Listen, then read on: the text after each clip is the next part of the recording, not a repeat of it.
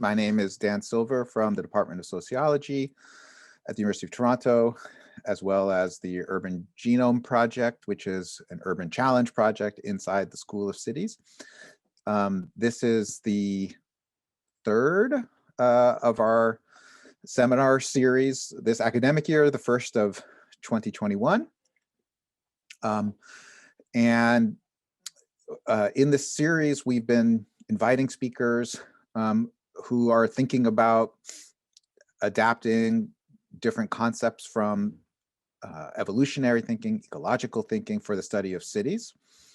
And we're excited to, from different disciplines and fields, and we're excited to be continuing that today with today's guest, Yara Rosner-Manor, who's there on your screen, who's a professional urban planner, and who recently, very recently, in fact, received her PhD from Ben Gurion University in Israel.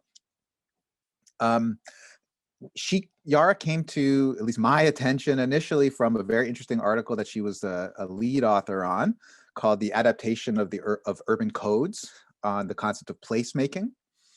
And in that article, I'll just read a bit from the abstract, and you'll see sort of why it's relevant to this. Her thinking is relevant to this seminar series.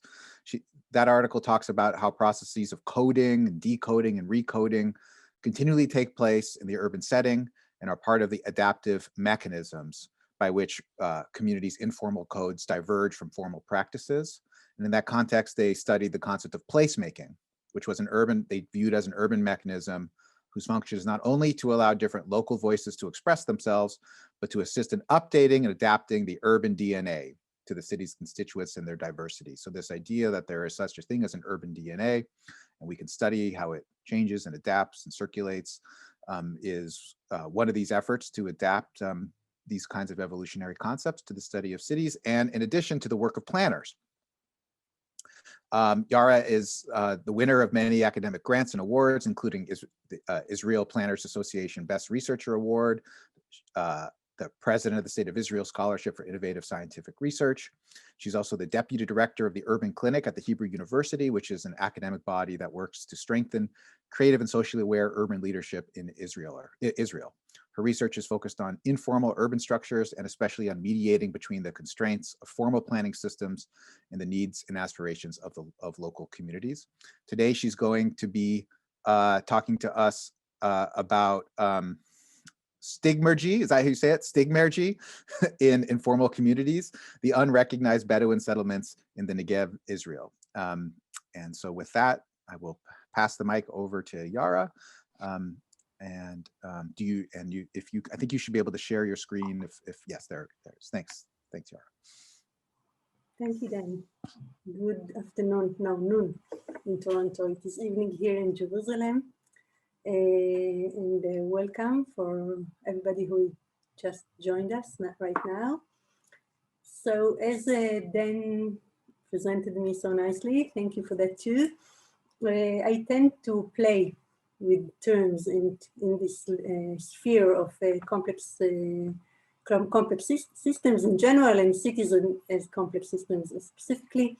And to this specific evening, we're going to choose a different test case. It is not about placemaking, it is about unrecognized area or informal urban structures in Israel, which are the Bedouin villages. And it is about a mechanism which is not that familiar, called Stigmergy, and I will soon explain what it is. But before I do that, I would like to give the credit to my co-writers, which is Dr. Seifan Julia Borghini, actually, from the local institution of technology in Holon in Israel, and my supervisor, Dr. Yodan Rofe, from Ben Gurion University as well.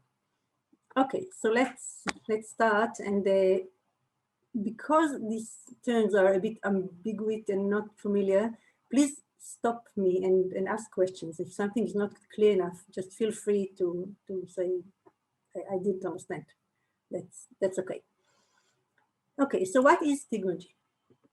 Stigmergy is a collective phenomenon of indirect communication and coordination, which is mediated by modification of common environment. that means that if we are talking about direct communication, okay, if I write you a letter, this is a direct communication. If I edit your Wikipedia value or chapter, this is an indirect communication through another medium, and we change together a medium. We're both working on the Wikipedia chapter or other, and we are changing it, and we are changing it. One is not meeting, we're not meeting each other while we're doing it, so we're not directly communicating with each other. That notion generally enables well adapted collective behavior. Now, the issue of adaptive collective behavior is very important for us as urban planner, mainly when it is done with the absence of centralized control, because we were talking earlier in our previous meeting about the place of planning and the place of central control. And we are all aware of the fact that as planners, we don't really have central control, and we don't want central control. We want to polarize our control. We want the city to act. But on the other hand, we do want some level of coherence, because if we won't have some level of coherence, we will soon get anarchy, and that is not the best situation. Okay, so that's the purpose of Stigmergy, or maybe it's a big advantage. The other thing is, while communicating through a different medium, we are actually exceeding the knowledge of each individual member, not by teaching it, by the fact that we are both using the same mechanism and we are both using the same environment. And I will soon exemplify. I'm totally aware that it is very vague. I'm going to start with a few slides about theory, and then very quickly we are going to the test case, and then I'm sure everything will become much more clear. So if we're talking about Stigmergy here, each and every individual in a city and in a bird flock reacts locally. We always react locally. We never have the full picture. That's a basic assumption. The bird does not capture the full picture of the flock. It only captures the picture of an eagle or the picture of her neighbor bird. If her neighbor bird flipped, so she will flip too, because that means danger. She does not have the whole trend of the flock, but all of those little flips creates a trend, it creates a pattern. Cities are working just the same. We're looking at Namibia, but it is just an example. Okay, when a slum dweller just came to the city from the village, he does not have the full picture of the city, no way. But he does have some sort of a partial picture that he reacts to. He's not looking at a map and saying, I think this area will be whatever, no. He's in the situation, he can analyze a certain amount of information and he reacts to this certain amount of information. But if we have some sort of internal communication, then we have some level of coherence, and then we still have some sort of internal order, even though there is no central control and no direct communication. So what we are heading to is some sort of higher order without central control. So our very basic terms that we all should share before we can understand the mechanism. First, we have a medium. We have some sort of common environment that is mediated by action. Then an agent, which would be a person in city, usually, not necessarily, but usually would be a person or a group of persons, will take an action. This action will change the medium. It will change the medium and it will leave a trace. By the fact that the trace is just there, other persons or groups or what we would call agents could follow the trace, and then they were actually getting into a feedback loop of action. Let's demonstrate that. Okay, so my medium is this plot of grass. Just I will move a little bit. Okay, this is a plot of grass. And let's say I am a student and I am really hungry. You can all guess where is the cafeteria, right? We all know now. We just take a quick look at this grass and we all know that the cafeteria is probably somewhere here on the other side of this grass, because the formal lines do not lead to the cafeteria or to the kiosk. They lead to the laboratory, they lead to the library, they lead to the clinic, to the formal areas. But there is a trace here. this trace is probably done by somebody who shortcutted, right? So the medium would be the grass. The action would be shortcutting through the grass by hungry students who are looking for whatever, a cup of coffee. And there is a trace.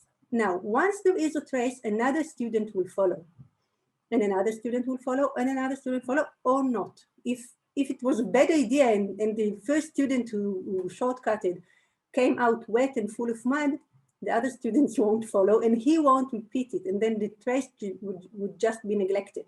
But if you will repeat it, so we have an action and a trace, and if it was a good idea, then then we have again an action that is made by an agent, of course, and a trace and an action and a trace, and that we would call that the Stigmergy feedback loop.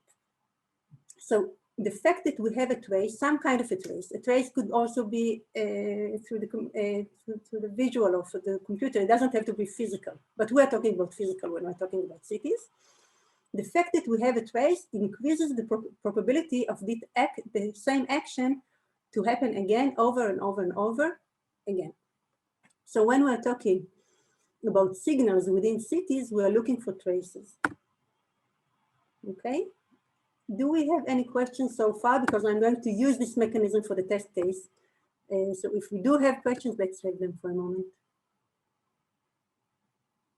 Do you feel that this is more or less clear? Yes, it's okay. Okay, good.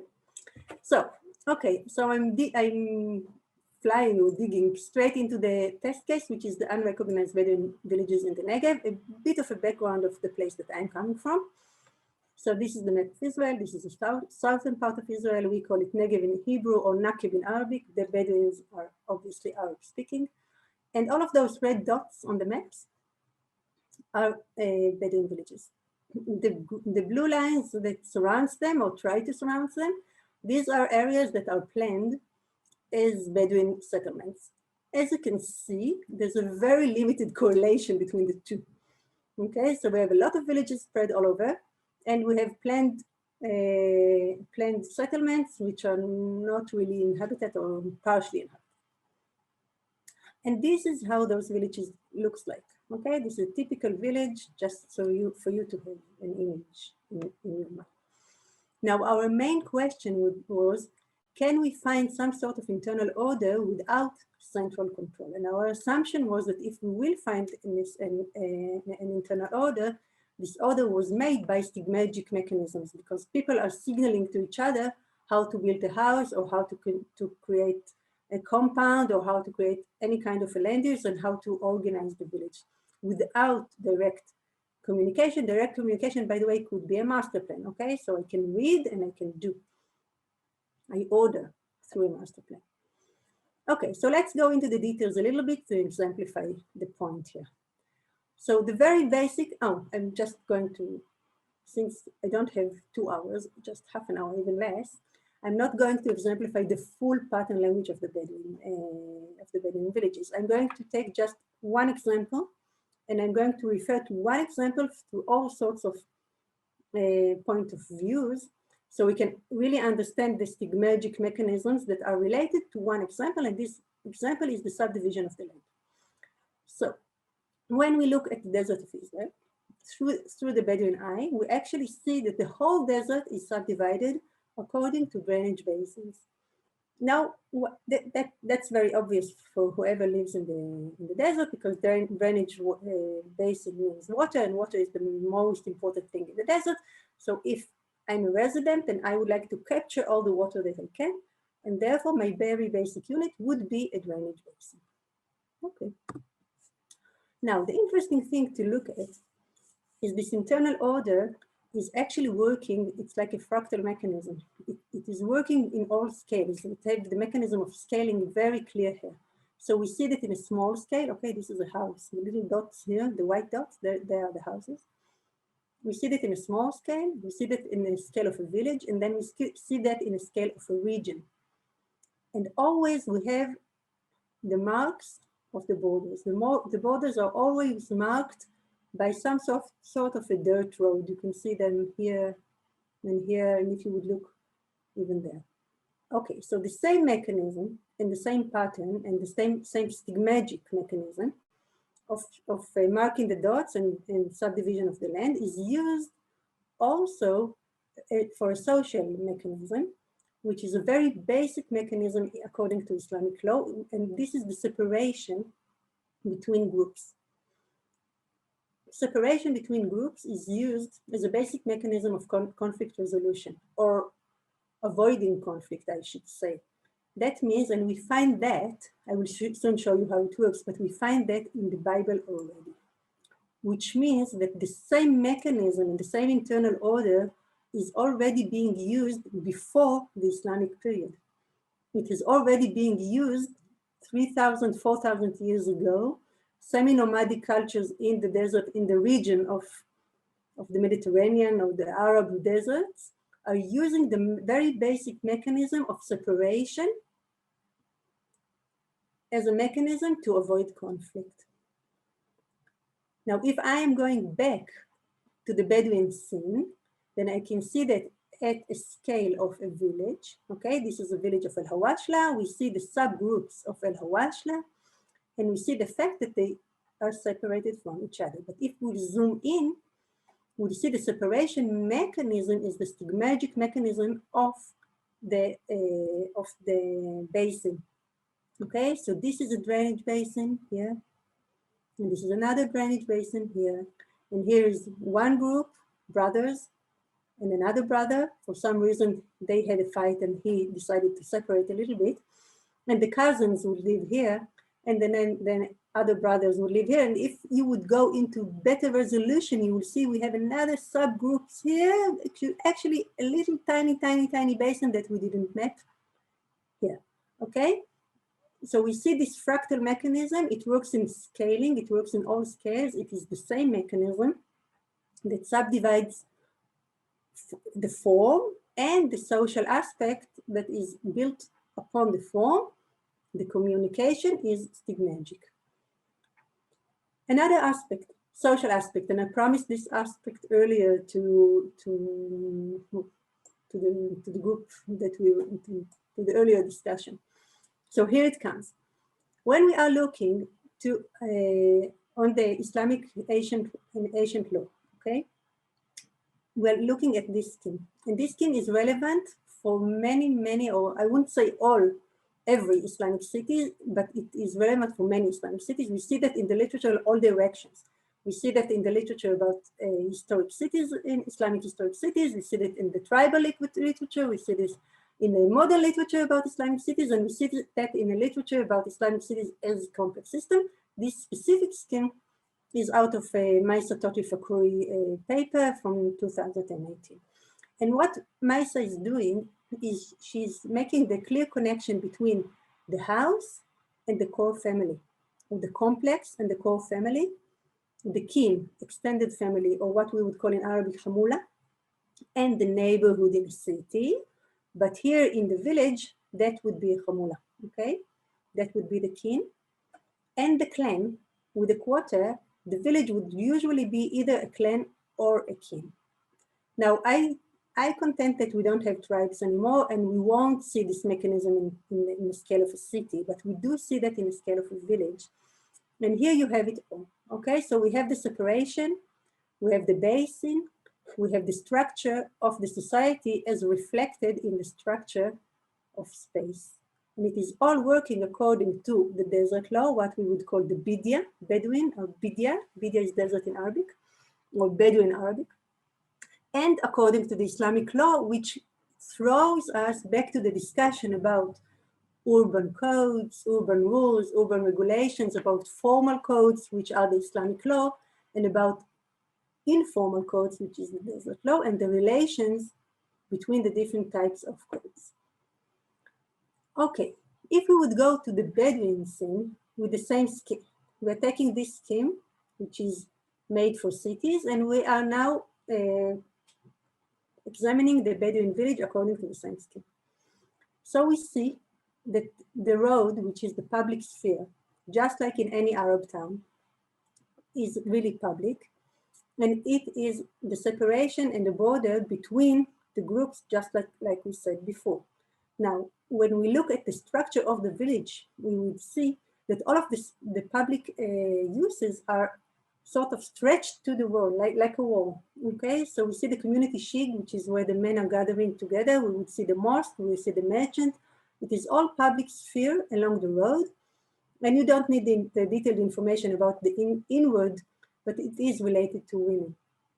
Now, traditional Bedouin women would not leave the village without permission from her brother, from her husband, or from her father, or sometimes without him being escorting her, which is very similar to this three. So traditional Muslim women would not leave the kin area or the clan area without permission or without escorting by the father, the brother, and so on and so forth.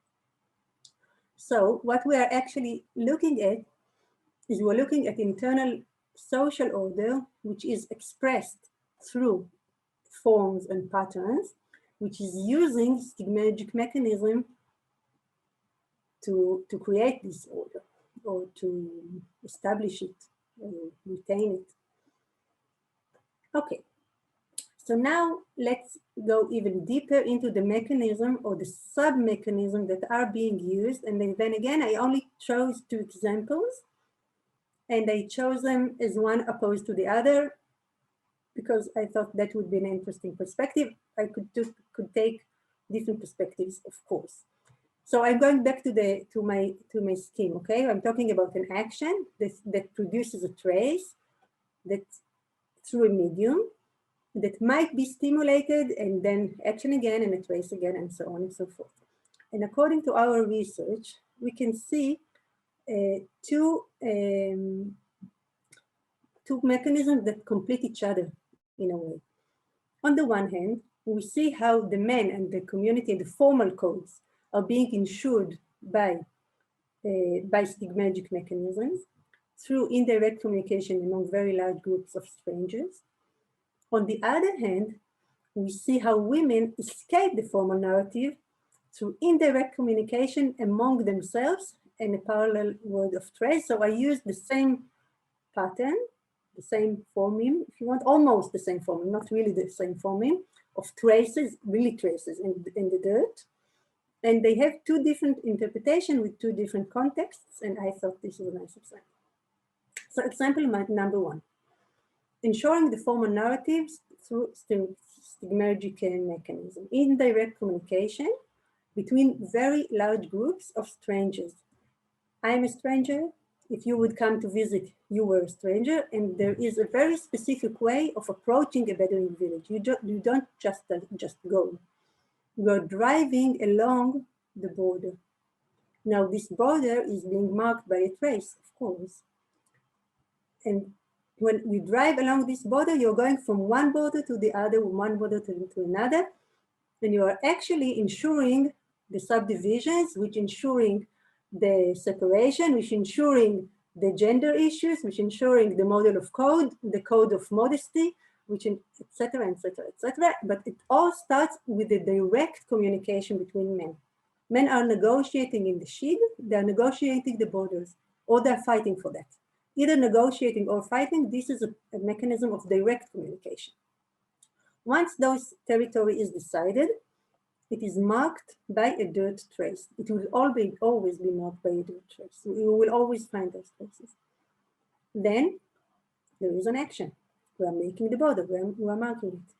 The trace would be a dirt road, usually along water subdivision line, like you see here in red. I hope that you can see the trace below the red. I just put it in red so it will be easier to explain. Now, the communication, the indirect communication is first of all to the neighbors. You don't cross my border and I don't cross your border. You don't interfere with my own business. This is the very first rule of Islamic law, okay? The freedom to act is a very basic law within the Islamic law. And it is also communicates with me. I'm a total stranger. I just arrived to the Negev. I have no idea who is living who, where, and who is doing what. I have no idea. But I do see the trace. And I do know that this trace, this is a border, and there is a code of how to use the environment, and I know this code. Luckily, I know this code, so I can work with Bedouin population. Okay, so it's used to communicate also with me, which I'm totally stranger. I'm from a different culture. And then there's an action again, walking and driving along the road, ensuring the existing social order, and again and again and again, and we're in this feedback loop of ensuring the existing order through Stigmergy networks. Okay, it goes with the subdivisions, and it goes with the structure of the village, and it ensures the separation between public, which is related to men, and private, which is related to women and children. It ensures the whole system. Now, when we were mapping patterns, and this was a very important lesson for me as a planner, we discovered something interesting. There were traces where they're not supposed to be. We mapped all traces, all dirt roads, and then we found two types of dirt roads.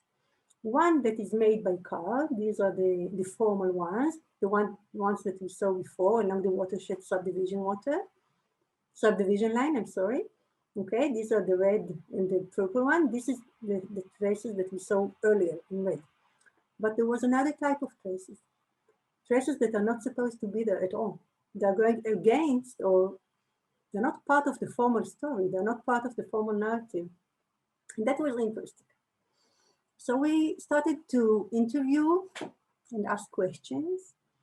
And since I was a student, so it was okay to go in the village and ask questions. And since I was a woman, it was okay to go in the village and ask questions. And I was just curious and asking women, look, when I map, I see those traces, what are they? And they were telling me the story. Oh yeah, of course, yes, I'm going there, I'm visiting my father, he's very sick, I have to take care of him. And I'm visiting my sister, she's married to my cousin in the other village. And I'm visiting my sick, whatever, Okay, so apparently there is a subsystem which is actually indirect communication working not according to the formal code, in a way escaping the formal code, or we can say negotiating with the formal code. And this negotiation is done by women walking between the villages where they're not supposed to walk according to the formal code, tracing trails, indirect communication among each other because they know how to walk just like in the grass, just like the student on the grass, because they follow each other's trails, and they are actually maintaining a parallel topology. Now, this parallel topology is not necessarily against the formal code. It is just not explicit. It is a subsystem, an explicit subsystem within the informal system. So we have informal Bedouin villages with a formal layer of the village, and then an informal system within the informal system that is about the communication between women and themselves. So that's another way of using Stigmergy in a very different context, and it is the same trace, okay? We're using dirt roads. So I'm concluding almost with saying that we are observing this distribution of knowledge within a multi-layered system. We're observing women who are communicating with each other, and now that they are more knowledgeable. They know how to walk from one village to the other because they follow each other's trails. But we also observing another mechanism of distribution of knowledge among men or among strangers or among groups, which is the formal mechanism of distribution of knowledge. And anyhow, we understand we are witnessing two systems, the formal system and another subsystem, which is informal structure beneath the formal system or as part of the formal system. Which brings me to a very practical conclusion as a planner. And that's the fact that I'm aware of those systems now as a planner. When I come to a village, those mapping process, I should say, and the revealing of those subsystems, it already influences the process of planning, and I'm an actor too. And the state that I represent is a very strong actor too.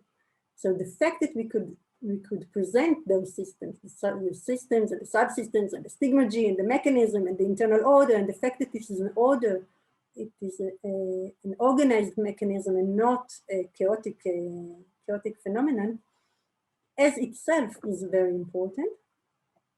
And that drew us to map patterns in each in specific village with communities, assuming that we will find all sorts of subsystems within each and every village, and the stigmergic mechanism might express themselves in different patterns in each and every villages. They are very similar to each other, but they're not exactly identical. And I think we should open up for questions. I'm a little bit over time, I'm sorry. Excellent. Thank you, Yara. We can't really do a normal round of applause, but we're sending it towards you. I'm just pulling up. So I think we have, what time is it? About 20 minutes for conversation around this really just fascinating presentation. And I think what we'll do is, if you're on your camera, you can raise your hand or just go into the chat and just indicate that you have a question. You can just say question or something like that there, and then we'll proceed like that. So if anybody has any questions to kick things off, just let us know in the chat, and then we can go from there.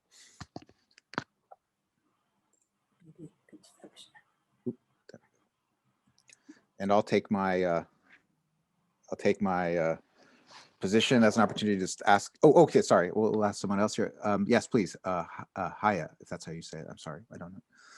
Go ahead if you can. You can ask it verbally. Yeah, there you go. Hi. Hi.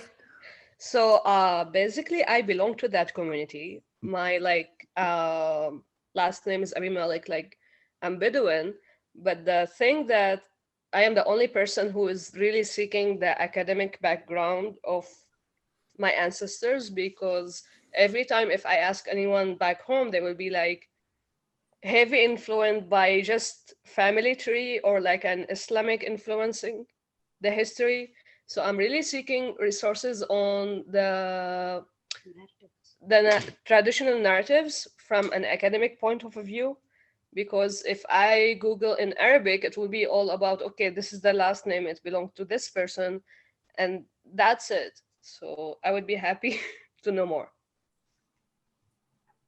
Thank you. What village? Where are you from, Haya? I'm from Bishaba. Ah, okay. But originally the family is from? Yeah. From Beersheba or from a village, one of the Bedouin villages? That's what I don't know, because in all the Arabic resources, will be like it's a Hassanat Qabila, and that's it. Before that, like before 1967, there's nothing. Just like it's all about, like the most focus is who is the parental tracing. That's it. I see. Okay. So maybe I should invite you to contact me later, and then I can direct you to researchers who are actually researching the genealogical of the Bedouin community in the Negev. Okay, thank you so much. I think so then, no? Maybe it's... Sure, yeah. That would be great. Okay. Thank you.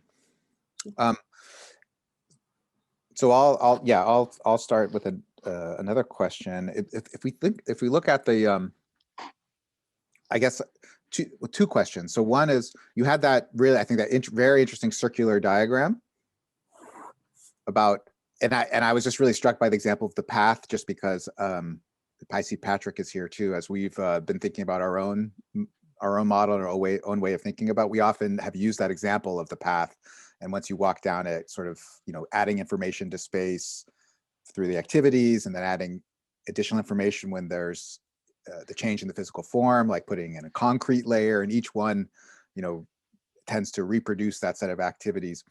What I'm wondering though is how in that model where it's reproducing, circling around, how are you thinking about the sort of arrows coming in and out you know, so to speak, the influences coming from other places into that particular dynamic. And then when that, let's say, what do we call that, the way that medium now has developed, those relationships between organizing space and all the meaning embedded in them transfer somewhere else. Like how have you been able to observe that kind of evolutionary process where it's going somewhere else? It's a different context. Some of it is retained, some of it is changed. You know, how is that working? I guess even just in the context of these villages, or maybe elsewhere where people are moving away from the villages and retaining some of that habituated information as they try to reorganize other spaces in that model. Yeah. Should I answer that one, or should I take another one? Oh, yeah, go ahead. Yeah, go ahead and answer. Yeah. Whatever. Yeah, please. Yeah. Okay, it's an interesting one. Thank you for that.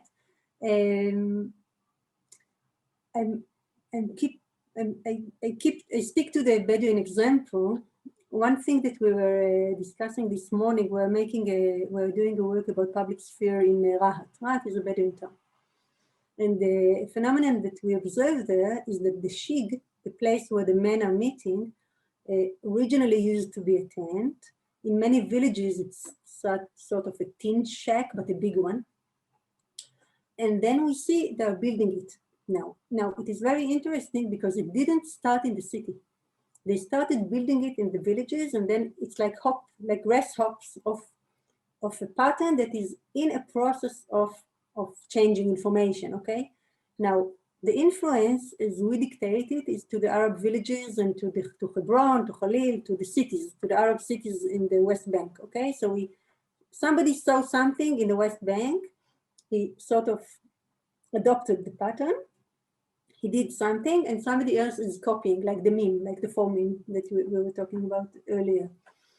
And now what would be the mechanism? Just like anywhere else, you know, they just copy from each other. So they sort of talk with each other through just doing the change. So that would be one thing, but the other aspect of that is the reverse aspect, is about retention actually, because they're using Stigmergy actually to retain the very strong pattern of the subdivision, the familiar structure, and the structure of force actually, which is held by the communities, by certain communities more than others, by men more than women, and so on and so forth. So you actually use that also as a mechanism of control. And therefore you want to retain that and not allow it is connected to the last presentation we saw before. Yeah. That was sort of another thought a question I had is about the enforcement side of these, you know, like you were talking about a stranger approaching, following, you know, the existing paths and that you're reproducing it, but I assume sometimes people don't follow it or don't know how to follow it. And so what are the mechanisms in place to, you know, sanction people for violating the expectations? When I was a very young student, I had a project, I had to map transportation in Bedouin villages. Okay. I saw that as an opportunity to approach the villages at the beginning of my research. So I took the project and I was totally clueless. And I tried what you just mentioned. I was just walking there. It didn't take more than 5 minutes. No, not more than 5 minutes ever, until a car with very polite few men approached me, said, "Hello, young lady, what are you doing here? Why are you taking photographs? Why are you holding maps? Oh, this is what you're doing, public transportation. Great, come and have a coffee. And we will take you to a tour and we will show you everything." But the sense of belonging is very, very, very clear. I see AMD has a question. Thank you for this presentation. I enjoyed listening to it, and also, yeah, it took me back to the days that I used to work in this community. I have a question. My question is: it seems that your research question, order without central control, I was wondering about it because what you described actually is that there is a strong central system, which is, you know, ancestral land system, and everybody adheres to it. Yeah, so everybody knows where their land is, where the border is, and also where are the social boundaries. And in some of these locations, you would be, let's say, walking or driving, and then all of a sudden you will see only 2 stones, you know, on the horizon. Now, these 2 stones actually mark the border between, you know, like different families or different tribes or whatsoever. So what I'm trying to say is that actually the hidden aspect or the masked aspect, it is that there is a central control, of the ancestral land system, which has been shaped by, you know, like Arab tribalism and the rules of the desert, and as well as the Islamic law and so forth, through, you know, like thousands and hundreds of years. And there is another aspect, which is the Israeli state apparatus. I mean, the Israeli state apparatus is evident in this case because they play the game of divide and conquer. So if you take the main cities like Hura, Rahat, Laqiya, etc., these cities basically were founded where the large tribes are. So in a way, by the Israeli state. So in a way, it's easier not to mobilize these large tribes. And it's also playing on the contradiction between the tribes themselves, because there's a hierarchy among these tribes. So in addition to other policies of the Israeli state apparatus. So the law is basically, you know, not really executed or exercised in the South. Even if you look at the recent Kamenetz law, which is basically like put all of the demolition orders on a freeze or basically on hold, it exempted the South, it exempted the Negev. So I think what I'm trying to say is that there is a central control, be it by the Israeli state, or be it also by the ancestral land system itself.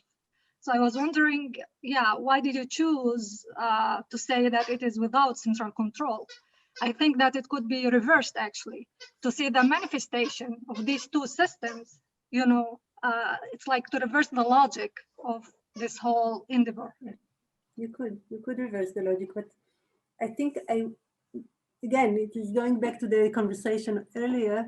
I think we should separate central control in terms of state, or yeah, we should talk about state, I think, these days, the 21st century, as central control, law, master planning, legislation, whatever, coming from the top down, and then every subculture have to squeeze in and find its way within this central control, and there is some sort of communication between the central control. And then if you would go into planning typical documents, that you would see that one of the main purpose of the plan is to create order. Okay, so to this meaning, the central control of the state of Israel, which was the first slide of the test case, is very different from the internal order of the Bedouin villages. And then again, if we would go into planning documents, which I didn't today because that was not the scope, then we would see that normally the planning system would relate to the villages, and generally, by the way, to informal urban structures, as chaotic. This is chaos, and we are here to create order. Okay, that would be the typical narrative of the relations between states in general and informal urban structures in general. It would be very rare for a state to say, okay, we are here to listen and observe and to preserve the current order, because normally they don't acknowledge the order at all, especially in the state of Israel with the Israeli-Palestine conflict. So the fact that the Bedouin villages are having any kind of internal order at all, this is a new notion within the Israeli planning system.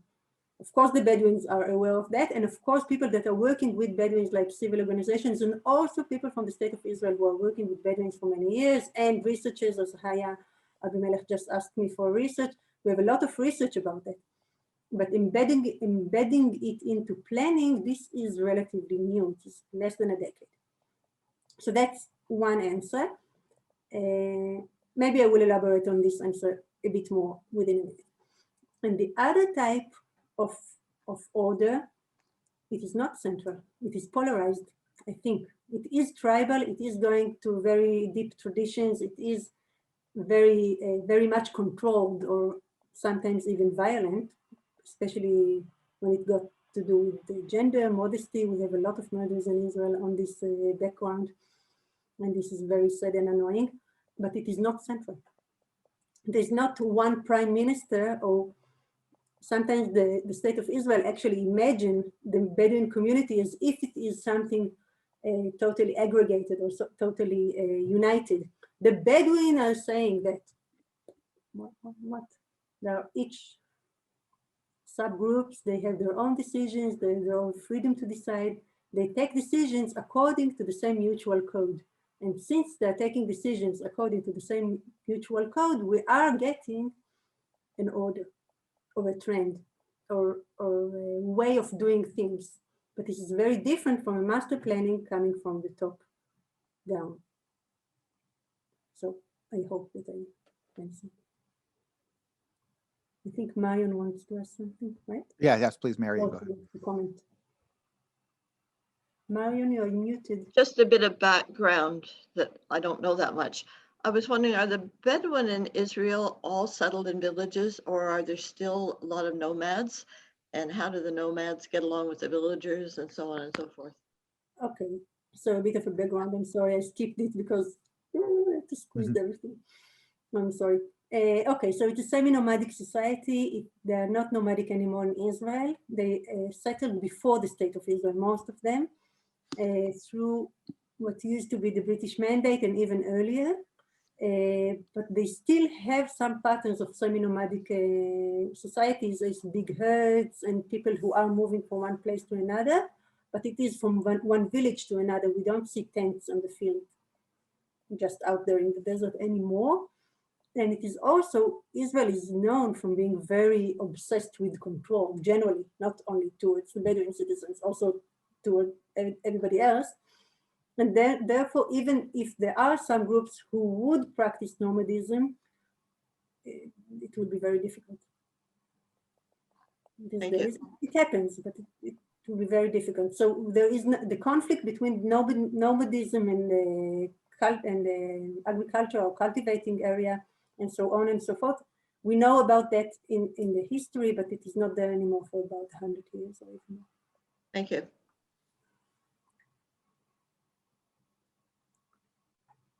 How do you think about incorporating that informal dimension, the part that sort of escapes the narrative, into planning practice? Yeah. I mean, because it's, I mean, is it that as soon as you do so, you've turned the implicit into the explicit, the informal into the formal, and have you lost something automatically, no matter what you do by doing that? Or how do you recognize that gap that you're missing as soon as you do that? Well, yes. The answer is yes, it's a secret. I'm going to tell you the secret now. When we find any kind of those stigmergic mechanism, we actually try to embed them into the master planning. Now, the problem is the mechanism of master planning actually freezes reality in a way. Right. It stops the mechanism of Stigmergy from its natural action. And this is very sad. And one of my personal struggles is to enable those villages to keep evolve without interfering and without the subparcellation. I contend that we don't have to subparcel the village. We can just recognize the village as is, put infrastructure, put school, put kindergarten, put a mosque, whatever is necessary, and we don't have to do all those subdivisions, but we are not there yet. According to the Israeli law, to be recognized, they have to parcel the village, and we have to actually lock the stigmergic mechanism at a certain point. So in practice, what we do is, maybe I have an open one. No, I don't. I'm sorry. In practice, what we would do is we would freeze the existing situation, including the little trails and including the little passes and including creating as much connectivity as we can. Because this is what we learned already, but it is obviously just partial information, and we're very much aware of that. We don't have the full picture ever. We won't have the full picture ever, because it is, again, it won't be, they won't tell us about it even within the process of public participation, because it is not part of the narrative. The important information is not part of the narrative. So have you found some way so far to build in to the master planning mechanisms, like an actual acknowledgement of that it's frozen in a way that is not doing justice to the underlying process, to leave that kind of door open? We have to struggle for that. At the moment, it is impossible. But I still think it will be possible in the future, planning just in time and not just in case. It's exactly that. If they need a road, then pave the road and plan the road. But if they don't need the full structure of the whole roads for the future, we don't need that. And then the village can keep evolving step by step, paving road by road only when it is necessary, and then the organic or the spontaneous or whatever you want to call it, the mechanism, this magic mechanism can keep evolve, and the optimization, which is the other part of the paper, which I didn't get to present today, you allow optimization process to keep going.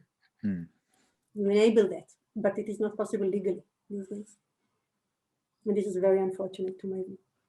Do you know that recent book, I forgot his name, French author, Order Without Design, by that planner. What's his name again? Noga, do you? I'll Google it.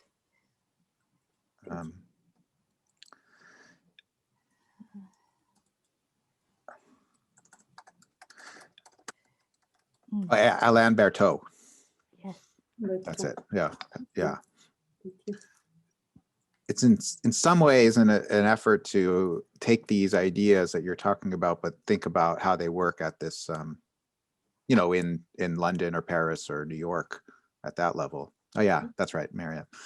It would be interesting, to sort of if to take a look at that and then think about how the kinds of things he's talking about, which is not a free for all, no planning picture. It's about, where the components that planning, components of sort of city development that planning is good for, and then where to also step back and allow a lot more openness. Yuval Portugal is also relating to this. Portugali, you said? Yeah. There is. Yeah, they do refer to each other a bit too. But that to see it at that level of like the mega city versus the villages, I think would be very interesting. Oh, well, we're past 1 o'clock. Does anybody have any sort of final thoughts or questions before we thank our guests and say goodbye for the moment? Okay, not seeing anything. Join me in virtually thanking Yara's very, very, very interesting. Yeah, and and we see them appearing. Thank you, Yara. And so we're going to sign off. We'll be in touch, indirectly, stigmatically, and we'll continue the dialogue going forward. Thank you so much. Bye. Thank you. Bye. Bye.